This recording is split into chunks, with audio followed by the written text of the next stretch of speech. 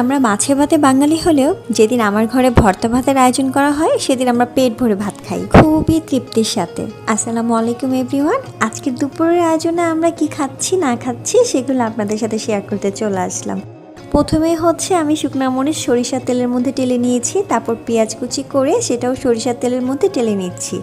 আজকে করব হচ্ছে আলু ভর্তা, আর এই ভর্তাটা করবে হচ্ছে জনি। আমি সব কিছু রেডি করে দিচ্ছি, মানে মাখা ভর্তা যেগুলো হাত দিয়ে ডোলে ভর্তা করতে হয় সেটা জনিই করে, আর আমি ভর্তা বানানোর জন্য যা যা দরকার সেটা রেডি করে জনের সামনে এনে দিই। মরিচটা লবণ দিয়ে মাখানোর সময় দেখলাম মরিচটা না অনেক বেশি হয়ে গিয়েছে, মানে আমরা ভর্তা খাই ঠিকই কিন্তু আমরা ভর্তা তো অনেক বেশি ঝালটা খেতে পারি না। তো এই মরিচটা এই জন্য লবণ আর পেঁয়াজ দিয়ে ভালো করে মেখে নেওয়ার পর জনি একটু সাইড করে আলাদা করে রেখে দিবে। আর এই আলাদা যে মরিচ মাখাটা সেটা দিয়ে গরম গরম ভাত দিয়ে খেতে কিন্তু অনেক মজা। মানে আমরা ঝাল খাই না ঠিকই, কিন্তু এই মরিচ মাখা দিয়ে গরম ভাত বলেন আর ঠান্ডা